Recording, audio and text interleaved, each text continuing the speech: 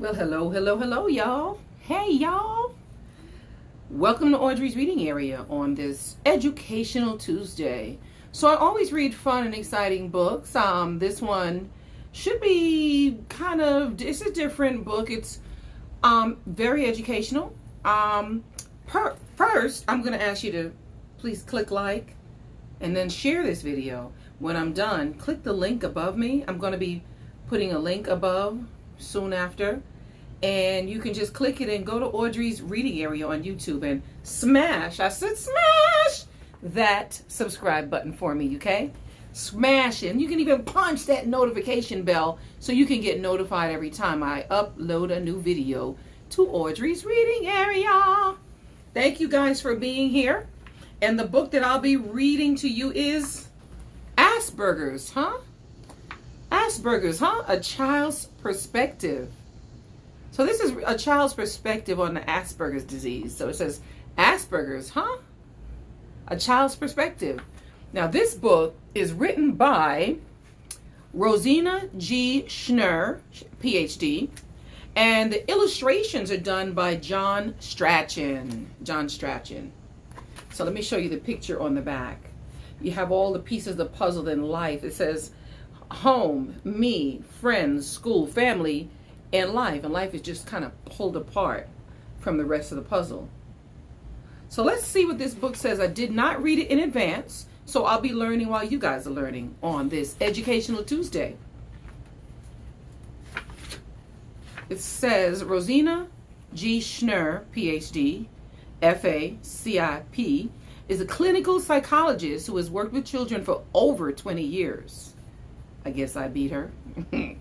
Her experience, as well as her positive and sensitive style, reflect her caring concern for these special children.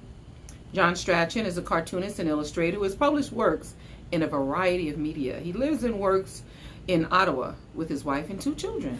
Okay. The Mystery. It says The Mystery. This is the first chapter. Yes, it's a little bit of a chapter book. The Mystery. Something was wrong again. Turn it this way. Sorry, guys. Sorry. Trying to adjust this thing. It always spazzes out on me. The Mystery. Something was wrong again. My mom was crying again. My dad was talking about seeing another doctor again. I knew they were talking about me again. I just don't get it again. We had just come home from a restaurant. It was supposed to be a celebration. My dad got this new job. My dad is an important person. I don't really know what he does, but sometimes I see him on television. Anyway, a whole lot of people were there, mostly friends of my mom and dad and some of the people that my dad works with. I was the only kid. I do have a younger brother, but my parents made him stay with a sitter. I'm almost 11, so I got to go.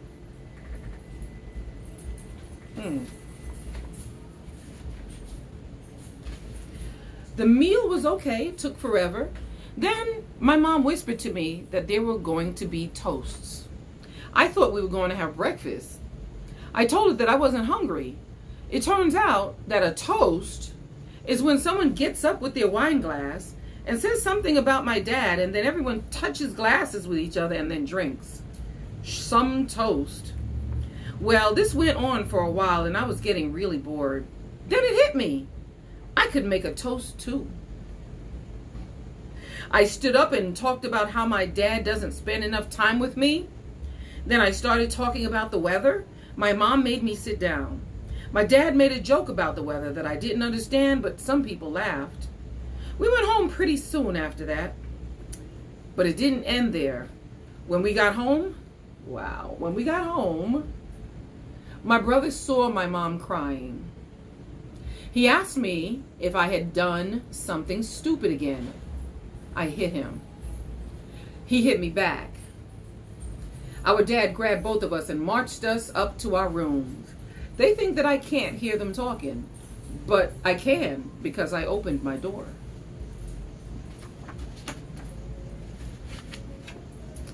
Another doctor.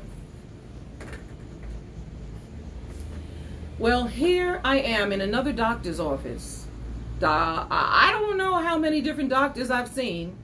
I didn't want to come. I even tried to throw a tantrum, but my dad wasn't in a mood to fool around. My mom says that the doctor isn't going to give me needles or anything. He, who turned out to be a she, was just going to talk to me. I've heard about those psycho doctors. You go to see them when you're crazy. I'm not crazy. At least I don't think so. Anyways, this lady doctor is okay. She didn't make me stand on one foot or wiggle my fingers or do anything dumb. All she did was ask me some questions, mainly about school and friends and stuff. I lied about having friends and told her that I didn't really care about having friends. And she actually listened to me talk. I know I talk too much and people don't want to listen, but she did. Then she made another appointment with my parents. I don't have to come for the next appointment. I guess that means I'm not crazy after all.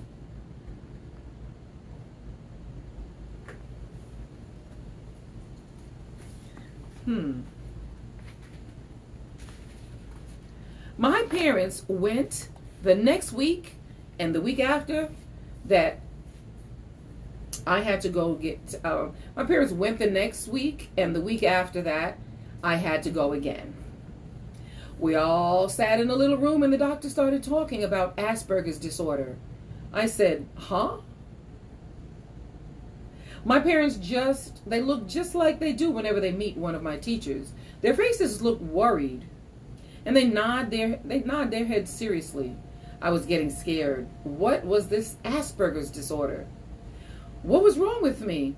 The doctor smiled her nice smile and said that there was nothing wrong with me, but that I was a little different from other children. She also said that I wasn't crazy. That made me feel a lot better. Now I was really listening. The doctor explained that in 1944, a German doctor whose name was Hans Asperger noticed that some of the children that he saw were different from other children the same age. He studied them and tried to help them. Later, other doctors also saw children like this and worked to help them too. Soon, they began to call the differences that they saw in these children Asperger's disorder. So what was different? I guess I still had my, huh, expression on my face because the doctor just kept smiling and talking. Many things were different, she said, but the most important one, because it made a lot of children unhappy, was that children with Asperger's disorder have a lot of difficulty making friends and having fun with other children. Also, they get upset easily about things that bother them. I knew that was like me, but I never knew it had a name. My mom got up and hugged me. My dad had this sort of sad smile on his face. He put his hand on my shoulder and thanked the doctor a lot. The funny thing about friends. When we got home, my mom talked to me about social things like making friends. She said that it's because with Asperger's, you have trouble understanding emotions and feelings. That means understanding what other children mean when they say certain things and what other children mean when they do certain things. It also means that other children do not understand what you say and do sometimes. I know I really want to have friends, but it never seems to work out. Most times I don't care because it is more fun to spend time by myself doing my own thing, like drawing pictures of weather maps. My parents say I cannot spend all my time doing this, even if I like it a lot.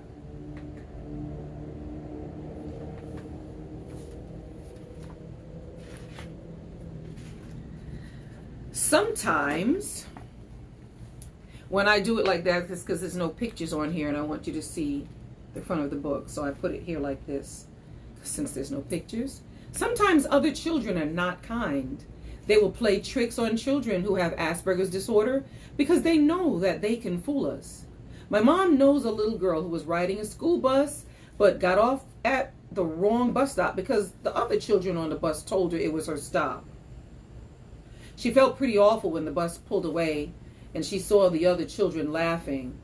She felt especially awful because she did not know where she was and had to walk and walk until some nice adult helped her. The main problem playing with other children is that they are not interested in playing what you like, and you don't want to play anything else. Also, when I play, I like to always play in the same way every time. Other children want to play things their way. This upsets me, and I usually get angry at them or just leave and play my own way. My mom says it has to do with flexibility. That means being able to change from one thing to another without getting upset. A lot of times that is hard for me because I like to do things in a particular way. Like when I take my bike to the park, I always go the same route. Also, it is hard for me because I really am interested in only a few things, and I want others to listen to me and to be interested in my things all the time. By being flexible, my mom means that I can't do my things all the time. That I have to change to doing other things or doing things in a different way. I am getting better at this, but I still don't feel very comfortable being flexible. At least now I don't have tantrums about it. I only did that when I was a little kid. Aww. Social sillies. This says noises, no questions. This is no noises, no questions, no hitting, no jokes. Social sillies. My mom also talks a lot about social skills. I call them social sillies. That's about how much sense they make to me. What my mom means is that you have to behave in certain ways with other people. First, you must be polite. When you meet people, you must look at them in the eye and smile and say hello, or how do you do, or shake their hand, or something like that. It's called a greeting. It was hard for me to look at people, but my parents made me do it over and over and over. Now it is not so bad. I've discovered that people really like it when you smile. I don't know why, but they do. And of course, you can't be aggressive. No hitting, pushing, shoving, and all that bad stuff. When I was in grade 1, I used to like to swing at school during recess. If there was something else on the swing, if there was someone else on the swing, I would just push them off so that I could swing. My teacher said I was aggressive. My parents told me I had to share the swing, but I couldn't. Then my dad put up a swing in our backyard, and that was the only place that I was allowed to swing.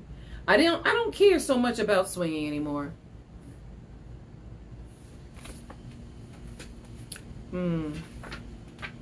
Along with being polite, you have to have good hygiene. That means you have to remember to brush your teeth and comb your hair and wash a lot. You also can't wear the same clothes every day. My mom helps me with this. She picks my clothes and makes me follow a list in the bathroom so that I don't forget to do all the necessary things. When I was little, she used to have a picture of a toilet on the list. Now she doesn't have to remind me of those stupid things. In order to be sociable, you can't stay in your room all day. My parents try to get me to call a friend to play, but I make up excuses. Sometimes they telephone friends for me. Then I have to play with them. If you have any little habits like blinking your eyes or rubbing your nose, try not to do them in public. I have to stop myself from making little noises in my throat whenever I'm around people. My mom calls it grunting. But it is just a habit that feels good and it's hard to stop. She says that I can grunt all I want in my room. Sometimes I do. You also have to watch what you say. Of course, you can't say bad words, at least not out loud. My parents don't say anything if I mumble to myself or say some in my head. There are lots of things about talking that you have to remember. First, don't talk too much, especially if it is all about one thing. My mom says that I can only say 4 things about the weather and I can't ask any questions. I may make a statement about the weather being hot, cold, rainy, or windy. I can't talk about cold fronts or temperatures or anything like that. Asking questions can get you into lots of trouble. especially asking personal questions, especially asking strangers personal questions. When I was little and I was at a shopping mall with my mom, I saw a man without hair on top of his head. I had never seen that before. So I asked the man to take off his head so that I could look at it. I couldn't see it way up there. My mom and the man laughed, but later my mom told me that the man couldn't take his head off. I didn't understand that because the head of my teddy bear comes off. When I discovered that I couldn't take off my head or mom's head, I understood why they were laughing. Anyway, most of the time it is a lot safer to just make simple statements and not ask questions. Another big no-no are jokes. Don't even try to tell them. Other kids will just laugh at you. Somehow I never get it right. I can't seem to get my voice to go up and down at the right times. And then I always mess up the punchline. Sometimes I can't stop myself from laughing before I get to the punchline, and then all the kids end up laughing at me. When I do get to the end of the joke, nobody thinks it's funny. Well, there they are, the social sillies. A real pain at times, but necessary. The weather we be. I want to tell you about one of my interests. I like it so much that I have a hard time when I try to stop thinking about it and talking about it. It is the weather. I know that everyone talks about the weather, but not like me. I am really, really, really interested in the weather. My dad got me some information from the weather office, and it was neat. There were maps and all sorts of numbers. The first thing I do in the morning when I wake up is turn on my radio and listen to the forecast. I have to set my alarm for 5 minutes after 7 because the weather is announced at about 10 minutes after 7. Once I missed it, and once it did not come on until 22 minutes after 7. When it is not on time, it upsets me, but I am learning to be patient and wait. My mom says that if I miss it, I can always ask her or my dad.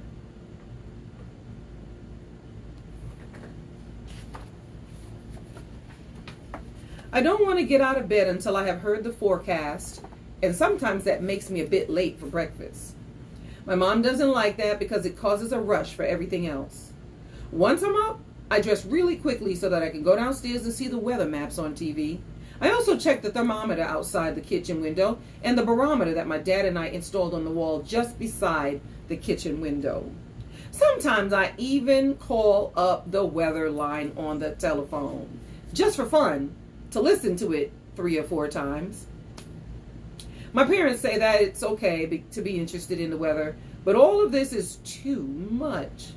So I must learn not to check the weather so often.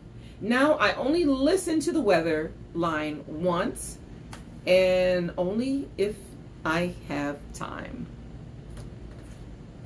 I also must learn not to talk about the weather all the time.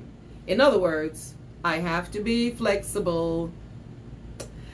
Then maybe the other kids won't call me the weather weeby. At first, I thought it was a good name, but then they started making jokes about the weather that I didn't understand. That didn't feel very good. Once at school, they told me it was raining when it was supposed to be sunny. So I rushed to the window to look, and then the whole class laughed. I also hid my umbrella now so that the bigger boys can't take it and play catch with it over my head.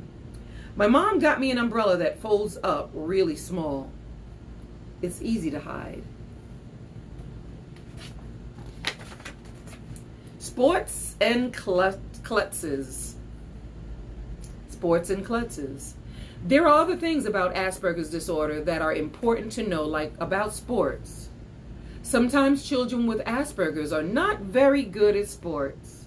Other children call you klutzy. That means that you don't run very well or very fast, and sometimes you fall or drop things. My parents say that they don't expect me to be like my brother who is good at sports. They say that being good at sports for him is like my being good at reading weather maps. My brother can't tell a cold front from a warm front. And besides, he isn't even interested. Sometimes he goes out of the house without wearing his jacket or hat, even though I've told him it's going to be cold. My parents make him wear proper clothes. He doesn't like that. The other problem with sports is teams. When you have Aspergers, you can get lost on a team. There are so many rules and things change so quickly that it's hard to know what to do and when to do it. Then your teammate gets annoyed with you because you weren't in the right place at the right time, or you did something that you weren't supposed to do.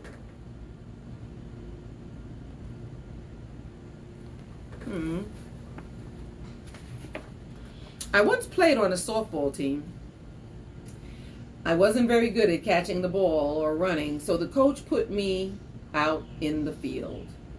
He told me that if any ball came my way, I was to throw them to the pitcher. But when I did that, the team got upset because I was really supposed to throw the ball to first base to get the other team's player out. The coach explained that if it was easy to throw the ball to first base and a runner was coming to first base, then I should throw it there rather than to the pitcher. So the next time I picked up the ball, which fell just behind second base, I threw it to first base. The team got upset again because apparently I was supposed to throw it to second base to get out the other team's player there before throwing it to first base or to the pitcher. Besides, I didn't throw it very well and the other team ended up scoring a run.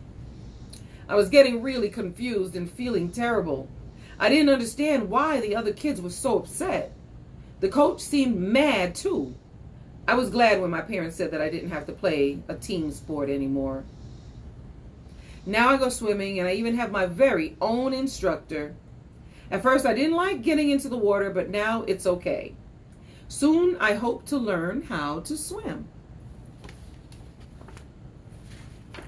Smart, dumb, smart, dumb. Am I smart or what?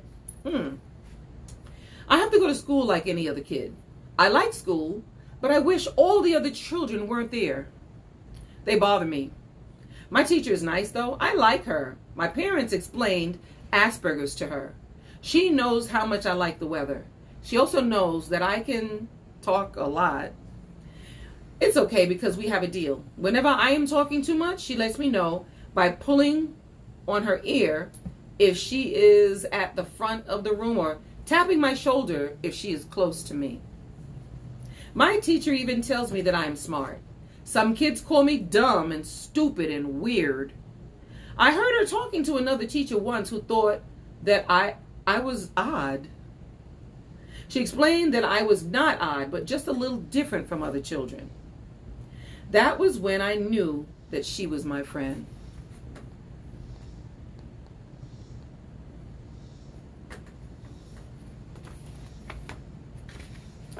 The thing about school is that some parts are really easy and other parts are hard. I remember when I was in kindergarten and I could read, everyone told me how intelligent I was. But I felt really dumb when I had to tie my shoelaces.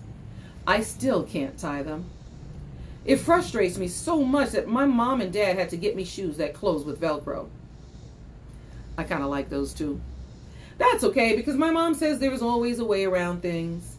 What she means is that when I have trouble with something, it is always possible to do the same thing another way so that I won't get so upset.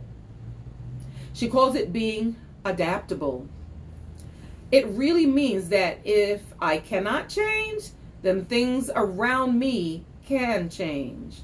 But I have to try really hard to change first. Recess isn't too much fun.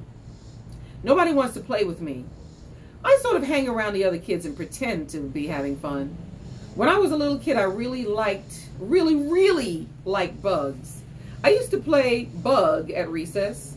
I would get down on the ground and crawl around. No one wanted to play with me. My teacher told me that it was not appropriate to pretend to be a bug. She gave me some paper and said that it was appropriate for me to draw pictures of bugs crawling around. The other kids thought my pictures of bugs were pretty neat, and the science teacher told me that I was very clever about bugs.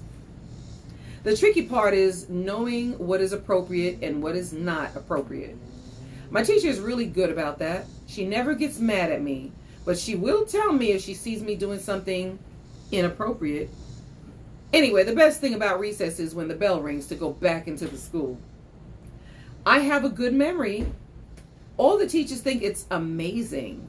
That makes me feel good. I can remember things like big words and long sentences. It's strange that I can read more and more faster than anyone in my class. But when the teacher asks me questions about what I have read, I don't get the answers right. I can repeat the words, but she wants me to explain them, and that's hard to do.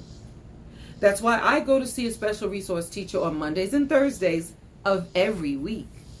She is a nice lady, and I try to work hard for her.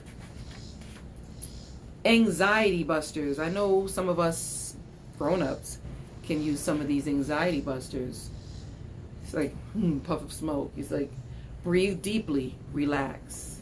Stretch, relax. Breathe deeply, stretch, relax. That feels better. Anxiety busters. Whew, what a day. I'm beginning to feel better now that I'm doing my anxiety busters. They help me get rid of things like bad days. Today was awful. I missed the weather report because some dummy was going on and on about the stock market, whatever that is. Then I was late for breakfast and couldn't watch the TV weather. When I went to go out the door, I couldn't find my umbrella and I would not get on the school bus without it. My dad was upset, but he drove me to school. Even with a ride, I was still late and had to go to the principal's office by myself because my dad wasn't able to stay with me. I was scared and confused. My anxiety was getting worse and worse. I was feeling really tense. Then I got sent back to my class and the other kids had already started, so I didn't know what to do, and I just couldn't handle that. I started to cry. The other kids looked at me like I was a silly baby. The teacher talked to me, though, and that made me feel better. Aww. Then it was recess time again, and a new student teacher thought we should all play cooperative games. I got it all wrong, and she said I wasn't cooperating. That's not true. I really was trying hard to do what she said. My mom had to come and get me at lunchtime. Now I'm at home and doing my anxiety busters. There are exercises that you do to get rid of things like bad days. I have a book with pictures showing exactly how to do each one.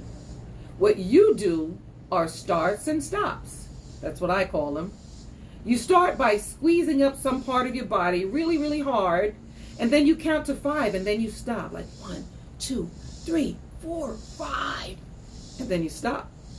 The part of your body that was squeezed up then relaxes, and you feel better.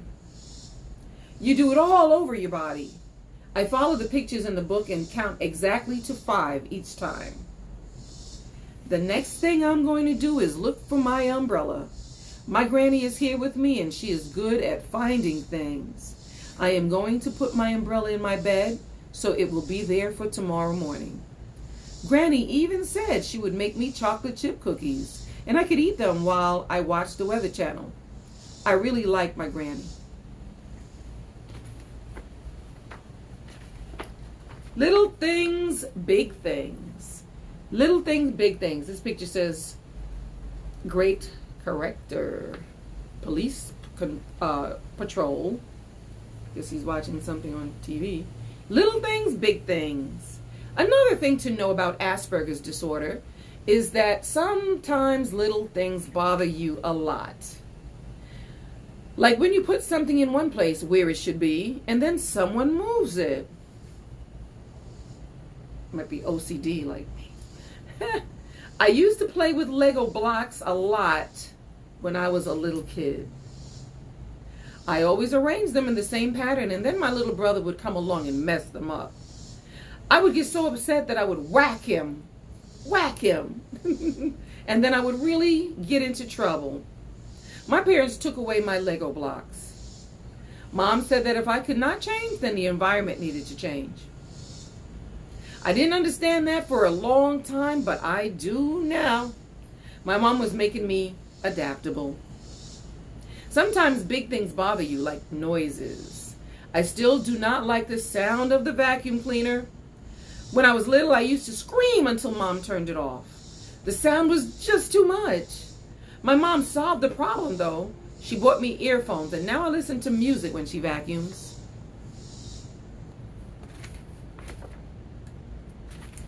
Speaking of noises, I can make the sound of the microwave beeps. Sometimes I try to fool my mom. Usually she just laughs. She only gets annoyed when I keep doing it over and over and over again. It feels good to make noises, and sometimes it is hard to stop making them. Another little thing that can turn into a big thing happens when you try to fix something to make it right. My dad and I went to the hardware store to get a light bulb, and when we passed the nails, they were all messed up. They should have been in their right boxes. My dad said, "Don't worry about it," and forget it. But I knew the nails should be in their right boxes, so I found the store manager and told him to fix it. That's how a little thing like a nail can turn into a big thing, like my dad getting upset and the store manager getting upset, and then we didn't even get the light bulbs, and that made my mom upset. I still don't understand why it was such a big deal. Anyway, my dad calls me the great corrector, and sometimes the police patrol. What I do know is that when my dad says to forget something, I try to hurry past or not to look so that it won't bother me and then I won't get into trouble. I am not alone. That's what this says. I am not alone. You and who else? So if you have Asperger's disorder, you are not the only person in the world. Other children may have Asperger's too. You won't know it when you meet them because it doesn't show like a cast on a broken arm. Also, boys are more likely than girls to have it. I don't know if that makes us more special or not. I know another boy who comes to play with me while our moms talk. They meet at a support group. That's a bunch of people who talk to each other and try to help each other. My mom hasn't been crying so much since she started going there. Anyway, Michael is a chess freak. He even plays chess with himself. He doesn't talk as much as me. It is like he is thinking all the time. I draw maps while he plays chess. Our moms say this isn't really playing together, but at least we don't fight. Another reason that you are not alone is that you might have a relative who has Asperger's too. I remember that the doctor said that sometimes you can find male relatives in your family who are like you. In my family, my Uncle Louis, who is my dad's brother, is a lot like me. He talks a lot, mainly about his work. He became an engineer because he always liked wires and things. You should see his collection of wires. Now that's weird. So what's important? Act flexible, adaptable, appropriate, trust someone. It says, so what is important? The most important thing to remember when you have Asperger's disorder is that you are a good and okay person. You just see the world a little differently. Sometimes you don't understand things, and sometimes you misunderstand things. Also, you likely have some habit that bugs other people. But so do all of us, right? But none of this is your fault, and it is not a reason for others to laugh at you or to dislike you. Unless, of course, you are nasty to them. What you have to remember is that they probably don't even know about Asperger's. My advice is don't try to explain it to them. You'll probably get it all mixed up, and then they still won't understand, but then they'll think that you're really weird. If you really want someone to know about Asperger's, ask one of your parents or teacher to help explain it.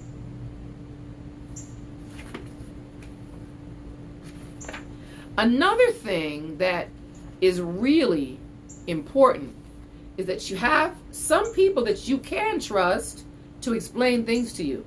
Trust means that they will always tell you the truth and help you. When you feel upset and you don't know why, talk to your mom or dad or a teacher. They can help you to understand better about feelings and can help you find ways to make a situation much better. And remember to be fat, or at least try to be. And I say fat, F-A-A-T, flexible, try to change. Adaptable, if you can't change, try to change what is around you. Appropriate, the right thing at the right time. And trust someone, mom, dad, or teacher. Wow. Aspergers, huh? Yes, I think I have Asperger's figured out. Now I don't go so much. It's really very simple. Asperger's is just like having only a few pieces of a puzzle and trying to put it together right.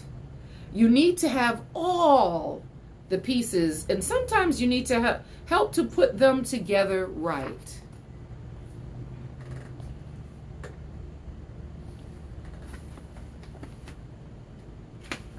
The end. Oh, the end, you guys. Asperger's, huh? Child's perspective. Wow. Thank you guys so much for listening to me read this. It actually was fun and exciting to learn new things, and it's also educational on this Educational Tuesday. Alexa, what time is Audrey's reading area? Audrey reads in her area at 5 o'clock p.m. Woo.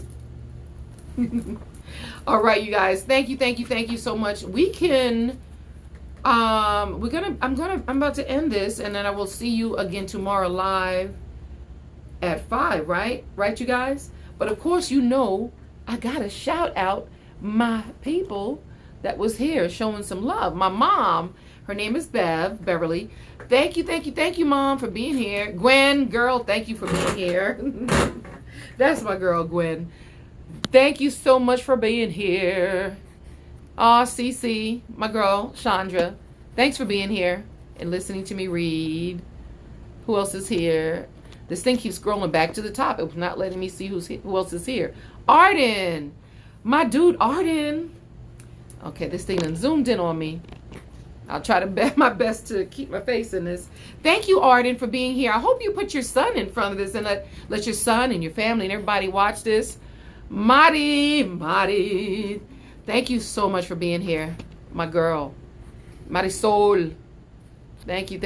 Again, it's scrolling and scrolling. It keeps going back to the same thing. I think there was somebody else on here. Leo. It keeps flipping, but thank you for being here. I believe that was Leo on here. But thank you guys so much for being here, listening to me read. I actually enjoy reading to you guys and teaching you new things. Yes, I do. Don't forget, you guys, I'll be back again tomorrow live at 5. That's Live. Live at 5 tomorrow. And don't forget, click like, hit share. Go on over to YouTube. When I'm done in a few minutes, you'll see a link. Just click on it, and then it takes you straight to Audrey's reading area on YouTube. You can go ahead and smash that subscribe button for me, and then punch that notification bell so you can be notified every single time I upload a new video to Audrey's reading area. Because, you know, me reading my books is fun. Y'all know y'all enjoy. Y'all know y'all have fun listening. But I thank you so much, you guys, for being here and showing support. Thank you for letting your children and some of you adults listen to me read. Yes, I enjoy it. Again, Audrey's reading area tomorrow, live at 5, and I will see you then. Thank you.